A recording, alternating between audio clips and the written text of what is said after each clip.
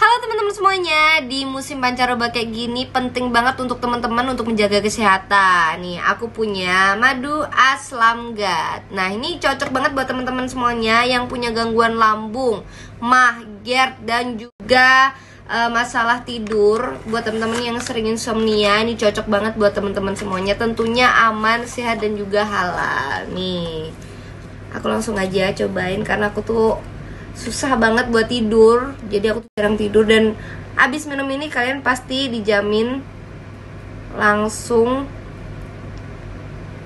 nih, tidurnya langsung nyenyak guys.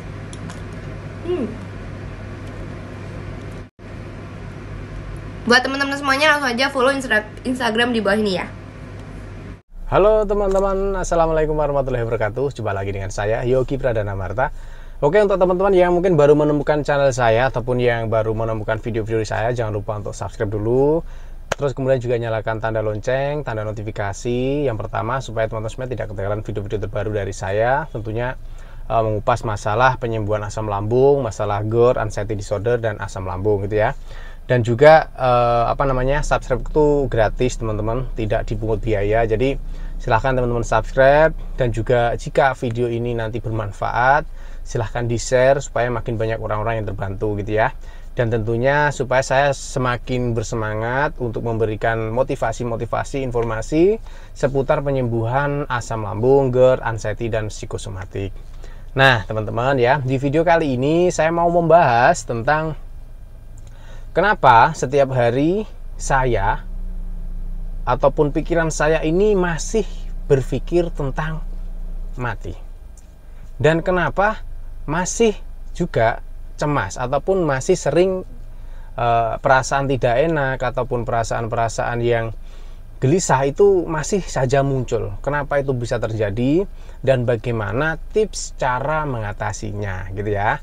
Jadi simak baik-baik, jangan sampai di skip, jangan dilompatin ya, tontonnya secara full gitu. Nah, oke teman-teman ya, jadi salah satu indikasi bahwa lambung kita ini belum pulih itu adalah ketika kita masih sering ataupun gejala ataupun sensasi gelisah ya, terus kemudian takut mati, galau ya, cemas itu masih muncul. Jadi kalau gejala itu masih muncul berarti memang indikasinya lambung kita ini belum pulih, atau bisa dikatakan kalau kita ini sudah sembuh ya.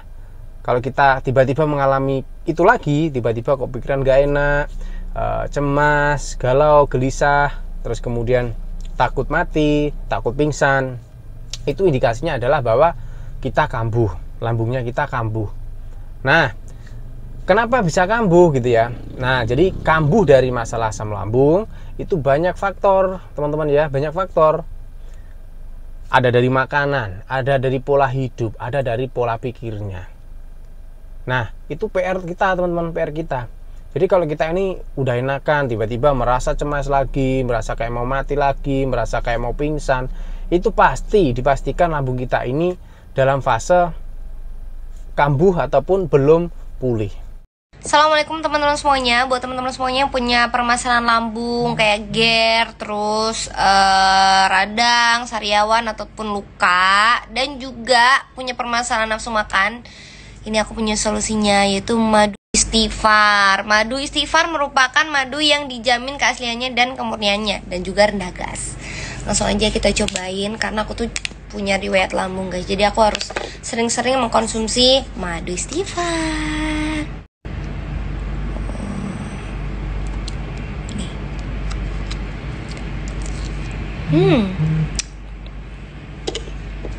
Buat teman-teman semuanya langsung aja follow di @madu_istighfar_official. Nah, coba dalam hal ini saya kupas untuk makanan ya. Makanan.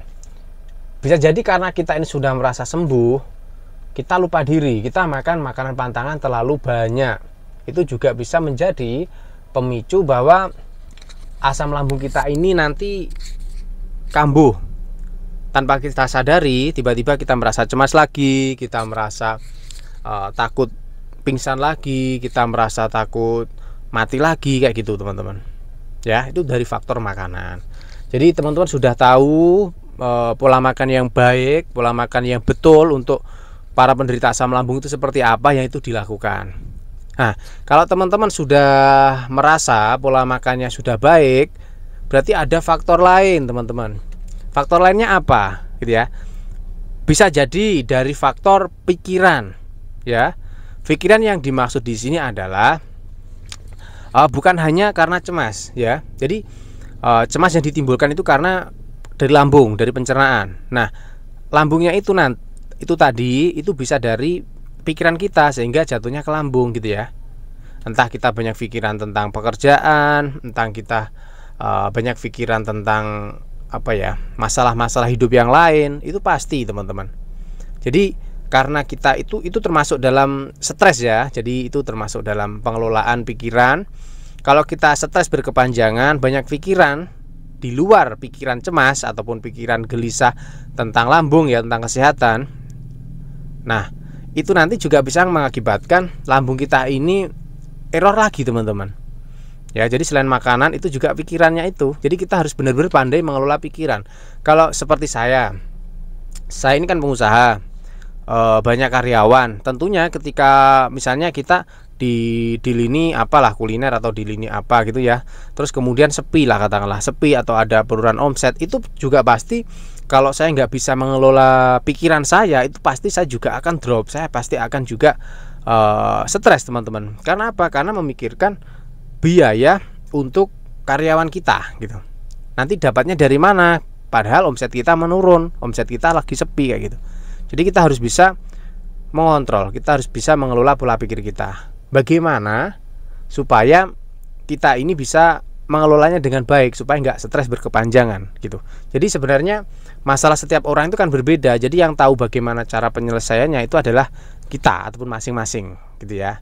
Karena urusan setiap orang itu kan berbeda-beda gitu. Yang penting teman-teman tahu, oh saya masalahnya ini berarti saya harus selesaikan. Si A masalahnya ini berarti cara menyelesaikan seperti ini.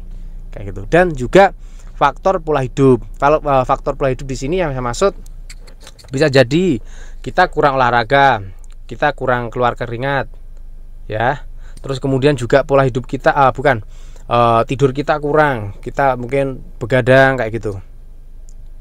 Begadang itu juga bisa mengakibatkan pikiran kita ini gelisah, teman-teman. Kalau kita kurang tidur, apalagi kita pernah mengalami gangguan lambung, pasti nanti jatuhnya pada pikiran kita. Kita akan gelisah, kita galau, kita akan cemas kalau kita kurang tidur. Efeknya kita ngantuk berkepanjangan nih ya. Kita ngantuk berkepanjangan, nggak segera kita tidurkan, nanti efeknya adalah kita kayak orang mau pingsan. Itu padahal ngantuk sebenarnya. Gitu ya guys ya. Jadi masalah-masalah kita itu yang membuat lambung kita kambuh. Intinya begitu. Jadi seperti yang saya katakan tadi, masing-masing orang itu memiliki masalah yang berbeda-beda dan cara penyelesaiannya pun juga berbeda-beda. Gitu ya. Nah, oke. Jadi sebenarnya untuk penyembuhan asam lambung itu juga bisa tanpa obat, teman-teman ya, bisa tanpa obat. Nah, di sini juga coba tak jelaskan secara singkat itu. Jadi kalau kita ngomongin masalah asam lambung, penyembuhan tanpa obat itu bisa. Bagaimana caranya? Caranya cuma 3 yang saya sebutkan tadi. Penyebab lambung kambuh itu ada 3, pikiran, makanan, pola hidup. Kalau kita mau sembuh tanpa obat, kita juga harus benar-benar menerapkan 3 pola hidup sehat itu dengan baik dan benar. Itu nanti pasti lambung kita juga akan pulih, akan sembuh seperti sedia kala. Begitu ya. Nah, dan saya pun mantan menderita asam lambung, GERD, anxiety psikosomatik, itu juga tidak menampik, tidak munafik bahwa saya pun dulu juga menggunakan obat psikiater juga saya minum dulu ya, sekali. Obat dokter juga pernah sekali, herbal juga pernah. Tapi memang yang saya konsumsi secara rutin terus menerus itu herbalnya. Saya gunakan madu istighfar dan madu aslamgat. Gitu. Barangkali teman-teman nanti juga mau menggunakan madu istighfar dan madu aslamgat, langsung aja cek di Shopee, itu ada. Saya tidak menjamin Anda bisa sembuh dengan itu, tapi alhamdulillah kalau saya cocok, dan banyak banget orang yang sudah cocok karena itu sudah terjual ribuan botol, teman-teman ya. Semoga teman-teman juga cocok untuk menggunakan herbal yang juga saya gunakan itu, begitu ya. Karena dokter pun juga nggak berani teman-teman ngasih obat ada jaminan sembuh nggak dok, gitu ya, nggak berani, gitu ya. Karena memang setiap orang itu masalahnya beda-beda, gejala yang dialami juga meskipun sama adalah perbedaan, dan cara penyembuhannya pun juga berbeda-beda, gitu ya. Dan jadi sebenarnya itu teman-teman yang menjadi pokok masalah kenapa kita ini sulit untuk sembuh, ataupun mungkin sudah sembuh tetapi pikiran kita ini masih sering ngacau kemana-mana. Lambung saya sudah enakan mas, sudah nggak merasakan sakit, udah nggak merasakan nyeri, tetapi pikiran saya masih takut mati, masih gelisah, masih galau, masih cemas. Itu normal. Mungkin teman-teman harus mengkoreksi 3 pola hidup sehat yang saya katakan tadi, gitu ya teman-teman. Semoga teman-teman paham. Kalau memang belum paham, kalau mau ditanyakan bisa ditanyakan di kolom komentar. Dan kalau mau lebih privasi, teman-teman bisa WA saya di nomor WA 08222 80 90 817, gitu ya. Mungkin barangkali mas, makanan saya menurut saya sudah bagus. Nah, tapi ternyata ketika saya tanya makan sehari-harinya apa, saya tuh makan ini. Oh, ternyata yang dimakan itu makanan pantangan. Selama ini beliau nggak tahu, ibaratnya gitu.